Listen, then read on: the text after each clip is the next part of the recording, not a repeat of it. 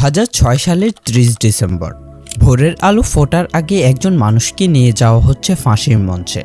মাত্র কয়েক বছর আগেও এই মানুষটির একটি ইশারায় কেঁপে উঠত গোটা মধ্যপ্রাচ্য। কিন্তু কিভাবে একটি দারিদ্র পরিবারের সন্তান হয়ে উঠলেন মধ্যপ্রাচ্যের সবচেয়ে ভয়ঙ্কর শাসকে, আর কিভাবেই বা তার পতন হলো এত নাটকীয়ভাবে। এতক্ষণ বলছিলাম ইরাকের সাবেক প্রেসিডেন্ট সাদ্দাম হোসেনের কথা, যাকে অনেকেই মনে করেন আরব বিশ্বের শক্তিশালী নেতা, আবার কেউ কেউ মনে করেন ইতিহাসের অন্যতম বিতর্কিত শাসক। আজকের ডকুমেন্টারিতে আমরা জানব সাদ্দাম হোসেনের উত্থান, ক্ষমতা এবং পতনের সম্পূর্ণ ইতিহাস।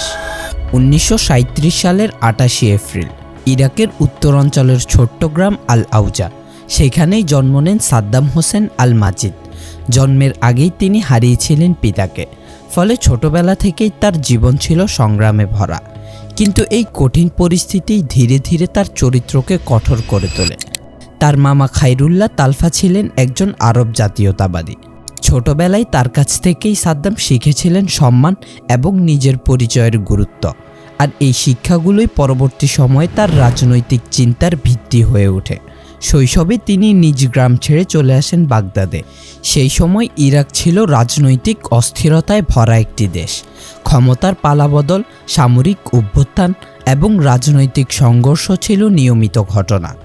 এই সময় সাদ্দাম যোগ দেন বাথ পার্টিতে, যে দল একসময় স্বপ্ন দেখত একটি শক্তিশালী আরব রাষ্ট্র গড়ে তোলার। 1959 সালে তিনি অংশ নেন তৎকালীন রাষ্ট্রনেতা আব্দুল কারিম কাসিমের বিরুদ্ধে এক ব্যর্থ হত্যা চেষ্টায়। অভিযান ব্যর্থ হলে সাদ্দাম পালিয়ে যান সিরিয়ায়, তারপর মিশরে। এই সময়টিতে তিনি আইন প্রণয়ন এবং বুঝতে শুরু করেন ক্ষমতার আসল খেলা। 1968 সালে বাথ পার্টি ক্ষমতায় ফিরে আসে। শুরু হয় সাদ্দামের প্রকৃত উত্থান। প্রথম দিকে তিনি ছিলেন দলের একজন গুরুত্বপূর্ণ সংগঠক, কিন্তু তার রাজনৈতিক বুদ্ধি, কঠোর সিদ্ধান্ত নেওয়ার ক্ষমতা এবং প্রভাব বিস্তারের কৌশলের কারণে তিনি দ্রুত দলের শীর্ষ পর্যায়ে উঠে আসেন। অবশেষে 1979 সালে আনুষ্ঠানিকভাবে ইরাকের প্রেসিডেন্ট হন সাদ্দাম হোসেন। ক্ষমতায় এসেই তিনি ইরাককে আধুনিক রাষ্ট্রে পরিণত করার চেষ্টা করেন। তেলের আয় ব্যবহার করে তৈরি করা হয় নতুন রোড, হসপিটাল এবং ইউনিভার্সিটিগুলো। কিন্তু এই উন্নয়নের পাশাপাশি তৈরি হচ্ছিল আরেকটি ভয়াবহ বাস্তবতা। ক্ষমতা ধরে রাখতে সাদ্দাম গড়ে তুলেছিলেন শক্তিশালী নিরাপত্তা ব্যবস্থা, আর বিরোধীদের দমন করা ছিল তার শাসনের অলিখিত নিয়ম। ধীরে ধীরে তিনি এমন একজন নেতা হয়ে ওঠেন যার প্রতি একদিকে ছিল সমর্থন, অন্যদিকে ছিল ভয়। সাল 1980 শুরু হলো এমন এক রক্তক্ষয়ী যুদ্ধ যা বদলে দিল সাদ্দামের ভবিষ্যৎ। ইরান ও ইরাকের মধ্যে শুরু হয় দীর্ঘ 8 বছরের যুদ্ধ। ইরানে ইসলামী বিপ্লবের পর সাদ্দাম মনে করেছিলেন এটি ইরাকের জন্য বড় হুমকি হতে পারে, ফলে তিনি ইরানের বিরুদ্ধে সামরিক অভিযান শুরু করে। প্রথম দিকে ইরাকি বাহিনী এগিয়ে গেলেও যুদ্ধ দ্রুত রূপ নেয় ভয়ঙ্কর সংঘাতে।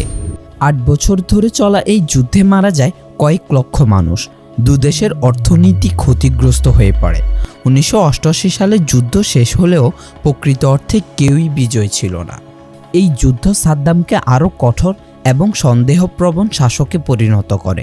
1990 সালে তিনি সিদ্ধান্ত নেন কুয়েতে আক্রমণের। এই একটি সিদ্ধান্তই তাকে আন্তর্জাতিকভাবে আরও বড় সংকটে ফেলে দেয়। এরপর বিশ্ব রাজনীতির সমীকরণ বদলে যায়। যুক্তরাষ্ট্রের নেতৃত্বে একটি আন্তর্জাতিক বাহিনী ইরাকের মাটিতে সামরিক অভিযান শুরু করে। তারপর সাদ্দাম হয়ে ওঠেন পশ্চিমা বিশ্বের অন্যতম প্রধান প্রতিপক্ষ। 2003 সালে যুক্তরাষ্ট্র অভিযোগ করে ইরাকের কাছে রয়েছে গণবিধ্বংসী অস্ত্র, আর এই অভিযোগকে কেন্দ্র করেই শুরু হয় ইরাক ওয়ার, যা ইতিহাসে সেকেন্ড গালফ ওয়ার নামেও পরিচিত। এই দ্রুতগতির সামরিক অভিযানে ভেঙে পড়ে সাদ্দামের দীর্ঘদিনের শাসন ব্যবস্থা।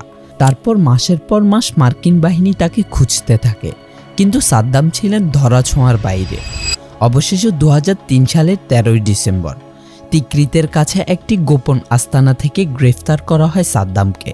ভাবুন তো, যে মানুষটি একসময় নেতৃত্ব দিত পুরো ইরাককে, তাকে পাওয়া যায় মাটির নিচের একটি ছোট্ট গর্তে লুকিয়ে থাকা অবস্থায়। গ্রেফতারের পর শুরু হয় বিচার প্রক্রিয়া। তার বিরুদ্ধে আনা হয় একের পর এক গুরুতর অভিযোগ। অবশেষে 2006 সালের 30 ডিসেম্বর আদালত তাকে মৃত্যুদণ্ডের রায় দেয়। আর সেই রায় কার্যকরের মাধ্যমে শেষ হয়ে যায় সাদ্দামের জীবন। সমাপ্তি ঘটে ইতিহাসের একটি বিতর্কিত অধ্যায়ের। If you enjoyed this documentary, please subscribe to our channel.